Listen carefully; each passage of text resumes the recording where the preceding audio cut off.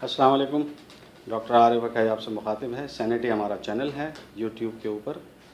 ہمارا آج کا موضوع ہے جو آئندہ ہیٹ ویو کراچی میں جو آ رہی ہے، گرمی کی لہر جو کراچی میں آ رہی ہے اور آئندہ رمضان سے متعلق، اس کے لیے اس بارے میں آپ کو کچھ ہدایات دینی تھی. ہیٹ ویو میں بنیادی باتیں چند جن کا جاننا آپ کے لیے شاید ضروری ہو، وہ یہ ہیں کہ گرمی ایک جگہ سے دوسری جگہ کیسے منتقل ہوتی ہے. اس کے بارے میں میکینزمز آف ہیٹ ٹرانسفر آپ گوگل پہ جا کر اس چیز کو سمجھ سکتے ہیں. دوسرا ہے کہ ہمارا جسم اس گرمی کو جو اس کے اندر پیدا ہو رہی ہے اور جو باہر موسم کی گرمی ہے اس سے کیسے نبرد آزما ہوتا ہے.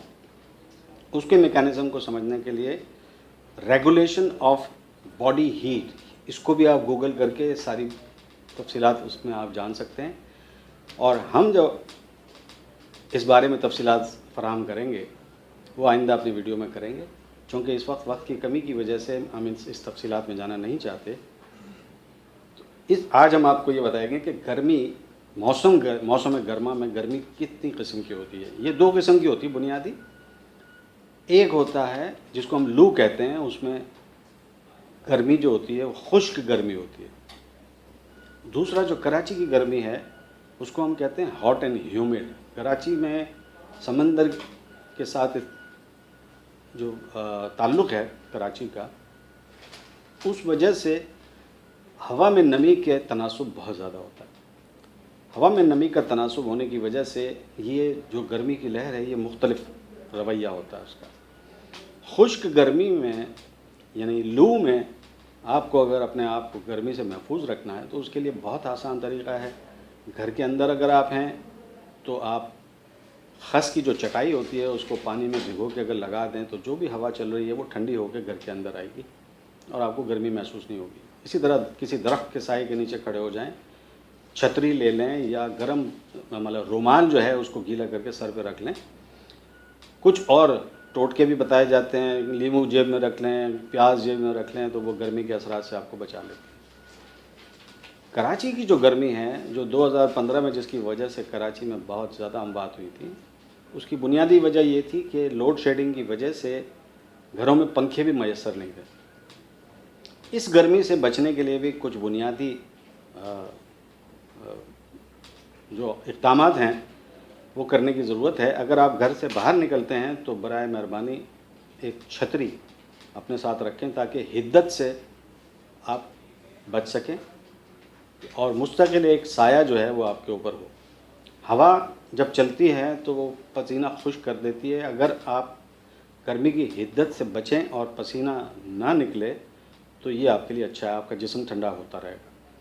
لیکن اگر آپ گرمی کی حدت جو سورج کی شعاؤں کی حدت ہے اس سے بھی اثر انداز ہو رہے ہیں اور اگر ہوا بھی نہیں چل رہی ہے تو یہ آپ کے لیے بہت نقصان دہ ہے. اس صورت میں یہ ہوگا کہ پسینہ بہتا رہے گا اور پسینے کے بہنے کی وجہ سے آپ کے جسم سے پانی بھی ضائع ہوتا رہے گا اور نمکیات بھی ضائع ہوتے رہیں گے. یہ دونوں چیزیں اشد ضروری ہیں جسم کے نظام کو متحرک رکھنے کے لیے.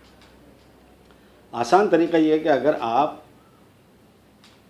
کوشش کریں کہ گھر سے باہر نہ نکلیں، صبح 11 بجے سے لے کے شام 4-5 بجے تک گھر میں ہی رہیں اور گھر کی بناوٹ بھی ایسی ہو کہ گھر میں ہوا کا گزر ہو، یعنی کراس وینٹیلیشن ہو، تاکہ جو ہوا چل رہی ہے وہ آپ کو آسانی سے جسم کو ٹھنڈا کر سکے.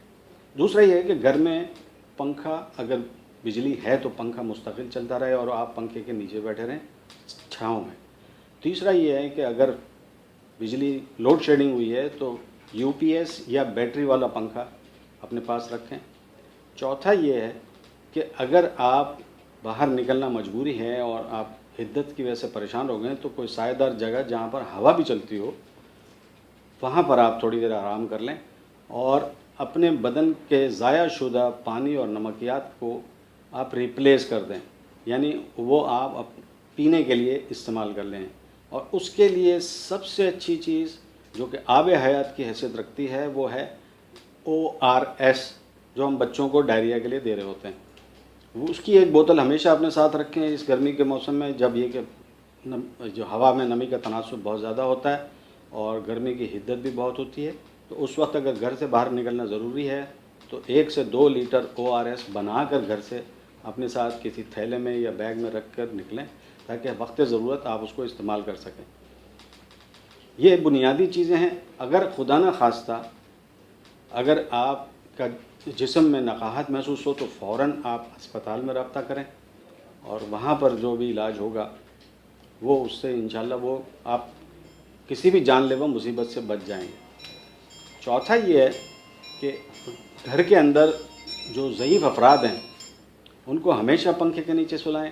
اگر پنکھا نہیں چل رہا ہے کسی وجہ سے تو آپ پھر ان کو بہتر ہے کہ کسی ایسی جگہ پہ شفٹ کر دیں جہاں سایہ بھی ہو اور ہوا بھی چلتی ہو۔